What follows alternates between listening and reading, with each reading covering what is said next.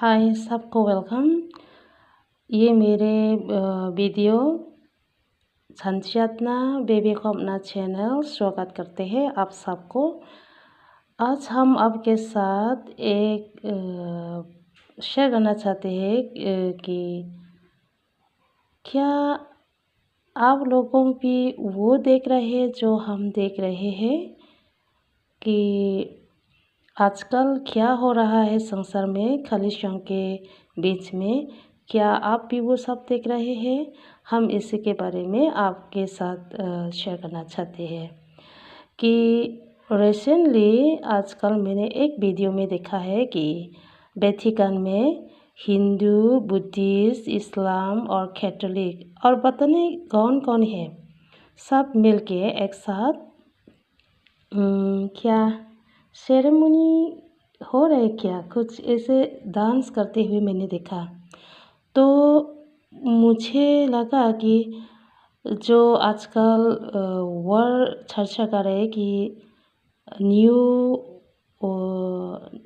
One world religion, यानी पूरा विश्व में एक ही धर्म बनाना, तो उसके तरफ बहुत तेज़ी से निकल रहे हैं। ऐसे समझ में आ गए कि तरह तरह के धर्म के लोग, विश्वासी के लोग एक साथ मिलजुल के एक धर्म बनाने के लिए शायद योजना बना रहे हैं। ये सब हो रहा है, तो मैंने सोचा है शायद ये वर्ल्ड में बड़े बड़े सिटी में, शहर में हो रहा है और बड़े बड़े धर्म के लीडर लोग के बीच में हो रहा है। हम ये सोच रहे हैं, लेकिन ये अंतिम का समय बहुत दिखाते हैं। हम सब समझ सकते हैं, देख सकते हैं।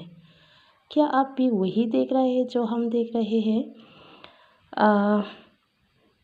हमने सोचा ये तो बहुत हमारे जगह से बहुत दूर हो रहा है।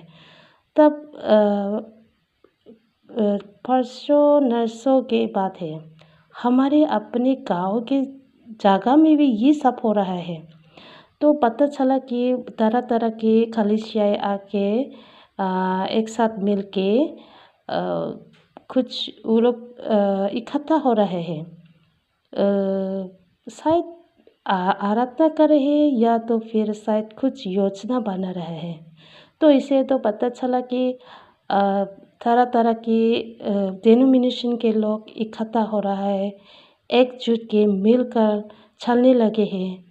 तो ये वर्ल्ड में, विश्व में एक धर्म बनाने की सोच, क्या ये सब नहीं हो रहा है? उसके तरफ तेज़ी से नहीं चल रहे हैं? हम ये सोच रहे हैं, क्या आप भी वो सब देख रहे हैं? क्या आप लोगों के जगह के आसपास में भी, आप लोगों के जगह में भी ये सब हो रहा है? तो हम लोग समझ सकते हैं कि बहुत अंतिम समय के तरफ तेज़ी से बढ़ रहे हैं। तब हमने एक वचन को याद किया, शायद आप भी पढ़ना चाहे तो निकल सकते हैं कि लूका 22 से 7वां से 14। तो इसमें क्या लिखा है, ये एक बहुत पहले खतना था यीशु के समय में। आप बाइबल पढ़ सकते हैं। तो इसमें क्या खतना हुआ था कि यीशु मसीह ने जब संसार को छोड़ने से पहले अंतिम फासा खाने के लिए वक्त आ गया, तब उन्होंने अपने चेलों से कहा कि हम लोग एक साथ फासा खा सके तो मेरे लिए एक जगह तैयार करो। तो उन लोगों ने पूछा कि प्रभु, आपने कहाँ तैयारी करना चाहोगे? तो उन्होंने कहा, आप नगर में जाओ और एक पानी भरने वाला ना भरने वाली जो भी, उसी को देखेंगे, उसी के साथ चलो और उसके स्वामी से पूछो कि हमारे लिए खाना, ये फासा खाने के लिए कहाँ जगह तैयार किया है। तो ठीक उसी के कहने के अनुसार उसके चेले लोग ने गए और देखा और पूछा और मिल गया जगह। तो वापस आके तो वहाँ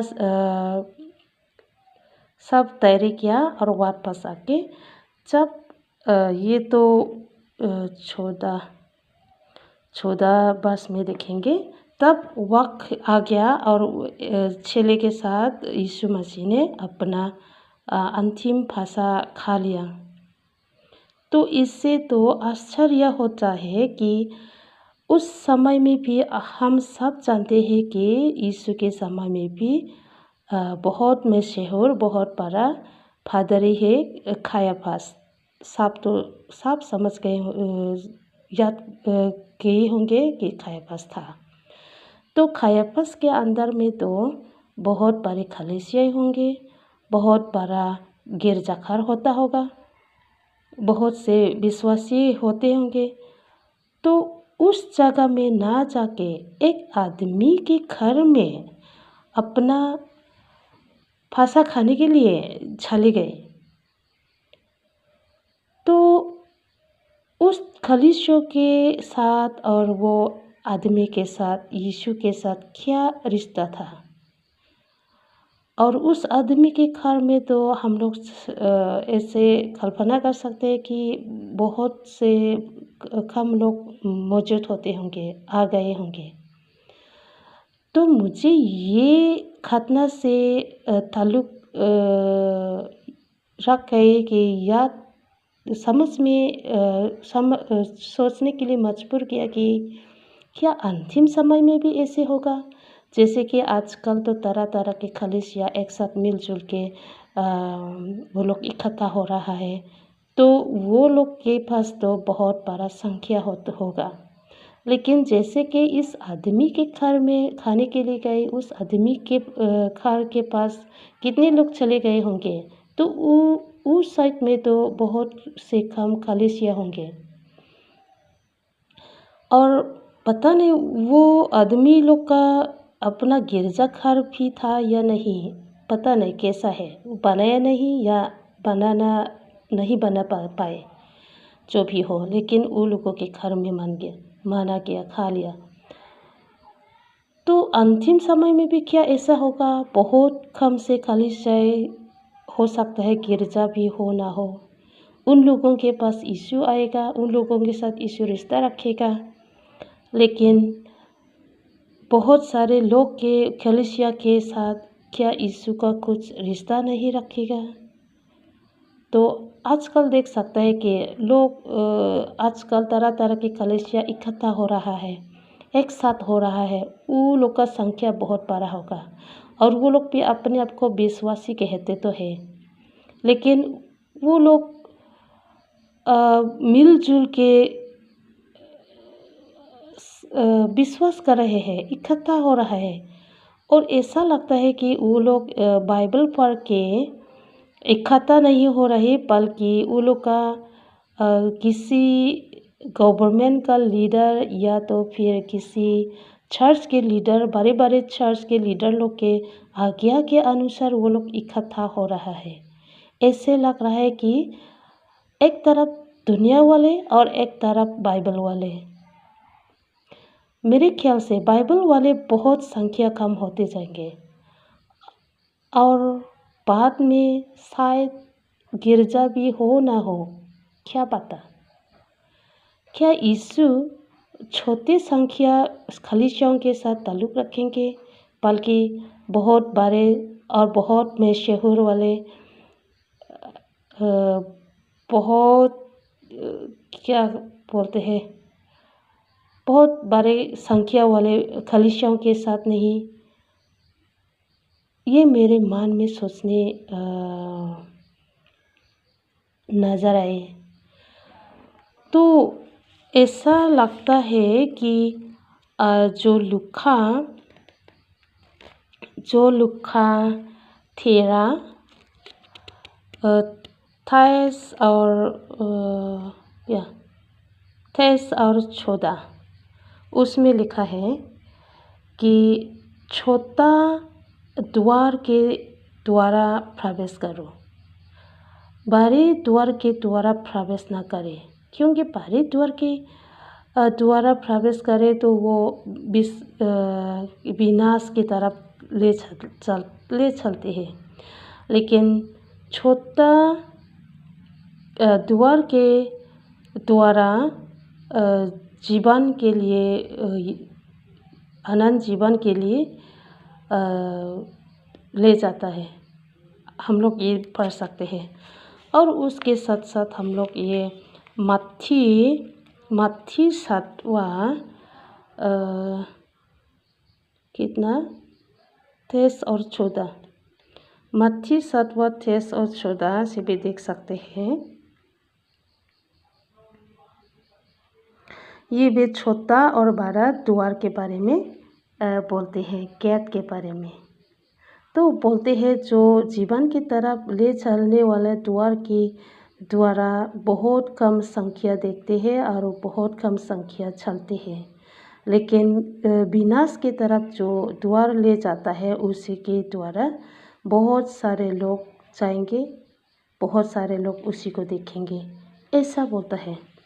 तो क्या आजकल के जो हमारे आसपास में हो रहा है, जो इस संसार में हो रहा है, उससे कुछ ताल्लुक़ नहीं रखते? क्या ताल्लुक़ नहीं लगते? क्या आप भी वही सोच रहे जो हम सोच रहे हैं? और हम लोग देख सकते हैं कि जो बहुत कम वाले संख्या वाले के लिए और एक कितना लुका 12 से देख रहे कौन सा 32 उसमें भी देखते हैं। चलिए इसको पढ़ते हैं, क्या लिखते हैं इसमें। इसे बोलते हैं, हे छोटे फून मत डर, क्योंकि तुम्हारे पिता को ये भय है कि तुम्हें राज्य दे। देखा कि छोटे कलीसिया वालों के लिए, बहुत कम वाले कलीसिया के लिए हमारे परमेश्वर, हमारे हमारे ये हेवन या हमारे ये हेवनली फादर, हमारा परमेश्वर अपना राज्य को देने के लिए तैयार है। तो इसका मतलब बहुत बड़े वाले संख्या कलीसिया के लिए वो नहीं वचन दे रहे हैं। तो हमें लगता है कि लास्ट में जैसे कि लूका 22 में हम लोग देख चुके हैं, यीशु ने अंतिम अपना फांसा खाते हैं आदमी के घर में, बल्कि कलीसियाओं के गिरजाघर में नहीं है। क्या इसी तरह अंतिम समय में भी हो जाएगा? और क्या वो वक्त बहुत कम है? मान लो कि आ ही चुका हो, क्या आपको वो नहीं नज़र आ रहा? बस मैंने जो अपने मन में, जो अपने आसपास में देखे हैं, बाइबल के साथ साथ क्या रिश्ता है, ये तुलना करके जो मेरे मन में आया है, देखा है, वही बस आप लोगों के साथ यही शेयर करते हैं। चलिए अब हम लोग बाइबल की ओर देखते हैं, बाइबल पढ़ने की कोशिश करते हैं प्रार्थना के साथ साथ। जो सामने है और जो बाइबल में लिखा है वो सब तुलना करके जानने की कोशिश करते हैं, और ताकि हम लोग गलत जगह पे नहीं जा पाए, गलत जगह पे नहीं पहुंच जाए। इसलिए यही मेरा आप सबसे अनुरोध है। आप सबको परमेश्वर आशीष दे। जय मसीह।